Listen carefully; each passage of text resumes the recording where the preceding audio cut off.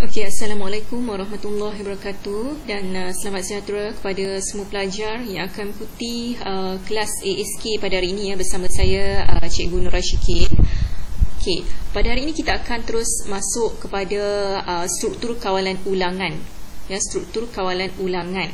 Okey, di mana struktur kawalan ulangan ini kamu boleh rujuk, kamu boleh refer di dalam buku teks kamu di muka surat 78 di muka surat 78 buku teks. Okey. Jadi di sini saya telah sediakan nota ringkaslah untuk kamu, okey, supaya kamu lebih nampak apa itu yang dikatakan dengan struktur kawalan ulangan. Okey. Pada kelas sebelum ini kita telah belajar apa itu struktur kawalan pilihan. Di mana kamu telah belajar ada 3 struktur kawalan pilihan yang terdiri daripada single selection ataupun struktur kawalan pilihan tunggal. Okey, yang kedua kamu telah belajar mengenai struktur kawalan dui pilihan, dua pilihan ataupun double selection, dan yang ketiga struktur kawalan pelbagai pilihan, ataupun kita panggil sebagai multi selection. Okey, di mana sekarang ini kita masuk pula kepada struktur kawalan ulangan. Okey, ulangan dalam bahasa Inggeris kita sebut sebagai repetition. Okey, di mana kita akan lihat beberapa sistem yang menggunakan struktur kawalan ulangan. Okey, sebelum itu kita pergi kepada maksud ataupun definisi struktur kawalan ulangan. Okey, struktur kawalan ulangan ini apa? Ia melibatkan langkah-langkah yang dilakukan secara berulang kali ataupun kita panggil sebagai loop, loop in English. Langkah-langkah yang berulang, yang berulang-ulang. Ini adalah contoh, contoh beberapa gambar, beberapa alat, beberapa benda di sekeliling kita yang menggunakan sistem pengulangan, yang menggunakan sistem loop. Pertama kita ada traffic light di sini. Kalau kamu lihat di sini ada gambar traffic light. Ini adalah contoh yang pertama, di mana traffic light ini dia sentiasa berulang. Apa yang ulang? Dia akan berulang daripada warna hijau, kemudian dia akan bertukar kepada kuning, kemudian dia bertukar kepada warna merah. So dia bertukar semula kepada warna hijau, kuning, merah. Jadi ini adalah proses yang ada sistem loop, sistem ulangan, sistem kawalan ulangan. Okey, di mana hijau ni adalah signs, untuk kenderaan bergerak, adalah tanda untuk kereta bergerak. Kemudian yellow, kuning adalah kenderaan, untuk bersedia, bersiap sedia ataupun get ready. Dan warna merah, warna red color is for kenderaan untuk berhenti ataupun stop. Kemudian kalau kita lihat yang kedua pula, saya ada gambar penimbang. Penimbang ini tak kisahlah, tidak kira sama ada penimbang berat badan ke, penimbang barang ke. Apa yang ada melibatkan pengulangan menggunakan penimbang ni. Contohnya bila kita timbang barang, kita letakkan barang, kita letakkan barang di atas penimbang ni, bacaan ini akan menunjukkan peningkatan. Betul tak? Bacaan ini akan menunjukkan peningkatan. Contohnya daripada 0 kg kepada 10 kg.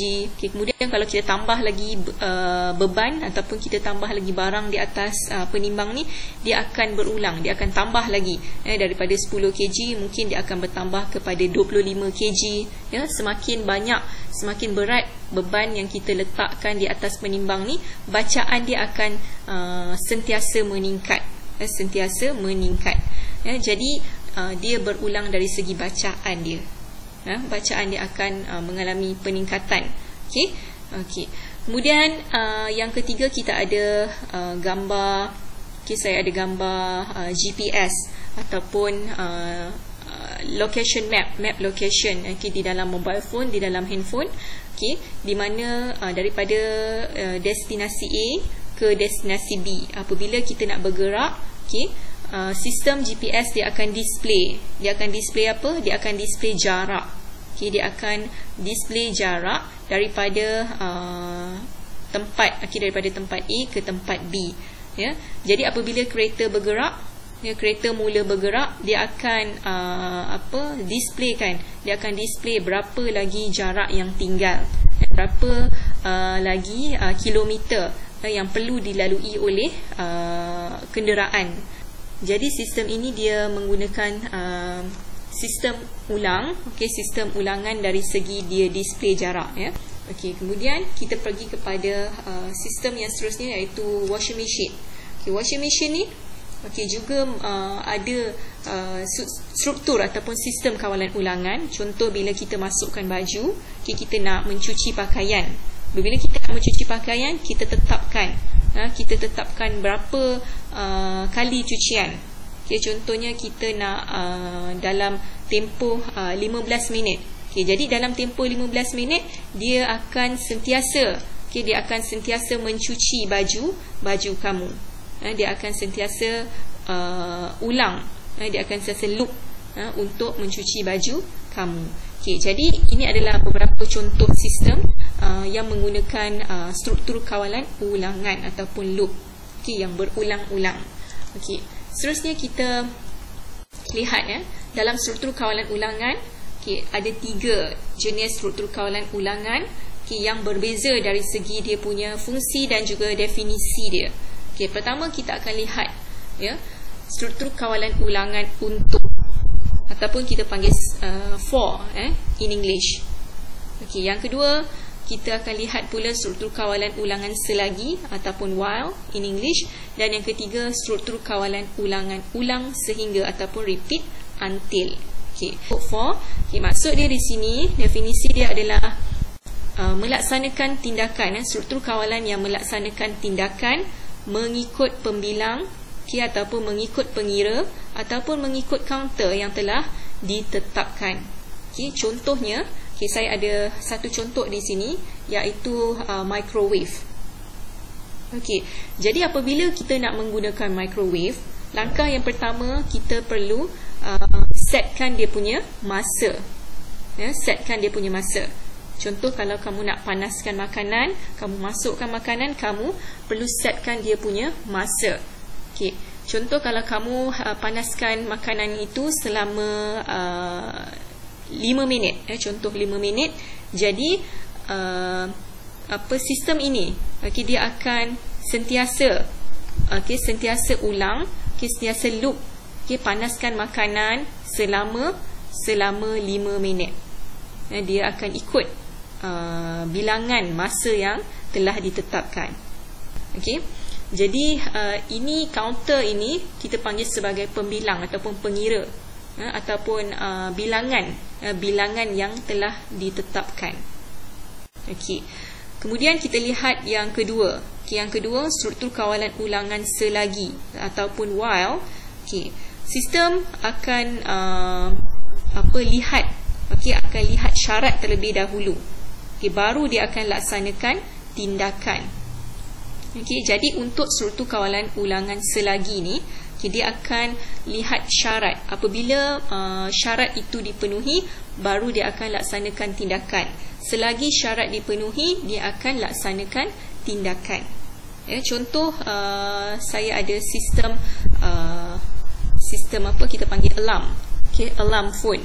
Di mana apabila kita menggunakan alarm phone, kita setkan masa untuk kita wake up. Untuk kita wake up pada pukul 6.30 pagi. 6.30 AM, 6:30 AM. Jadi apabila sudah sampai masa, sudah sampai syarat dia, sudah memenuhi syarat, jadi jam ini dia akan sentiasa berjalan. Jam ini dia akan sentiasa bergerak. Jadi apabila dia bergerak, dia sudah sampai syarat dia, sudah cukup syarat pukul 6:30 AM, jadi this alarm akan bunyi. Jadi ini yang dinamakan sistem itu perlu memenuhi syarat, dan baru dia akan laksanakan tindakan. Ataupun selagi dia penuhi syarat, dia akan laksanakan tindakan. Sebenarnya banyak lagi sistem-sistem yang terdapat di sekeliling kita, yang menggunakan struktur kawalan ulangan selagi. Nanti saya akan berikan contoh-contoh lain supaya kamu nampak dengan lebih jelas. Yang ketiga, struktur kawalan ulangan ulang sehingga ataupun repeat until. Ini dia akan melaksanakan tindakan sehingga memenuhi syarat. Maksudnya tindakan itu ataupun the process will be execute until the requirement has been fulfilled. Kalau contoh saya berikan di sini saya ada satu sistem GPS. Bila kita menggunakan GPS, apa yang melaksanakan tindakan? Maps ini. Maps ini dia akan display jarak. Selagi mana tak sampai, selagi itu dia akan display berapa jarak yang tinggal. Jadi dia akan sentiasa laksanakan tindakan sehinggalah sampai, barulah dia akan stop. Dia akan mention kepada kamu, you reach your destination. Itu adalah sebagai contoh. Ini adalah struktur kawalan ulangan ulang sehingga, repeat until. Jadi di sini ada tiga jenis struktur kawalan ulangan yang saya harap kamu faham. Kamu faham sedikit sebanyak maksud dia, definisi dia. Jadi untuk kelas hari ini, saya harap kamu dapat buatlah sedikit nota ini di dalam buku nota kamu. Nanti saya akan berikan nota ini di dalam Google Form. Jadi untuk hari ini setakat ini saja. Pada kelas akan datang saya akan berikan dengan lebih banyak contoh-contoh. Contoh-contoh setiap satu struktur kawalan ulangan ini. Jadi untuk hari ini sekian. Assalamualaikum warahmatullahi wabarakatuh dan selamat sejahtera.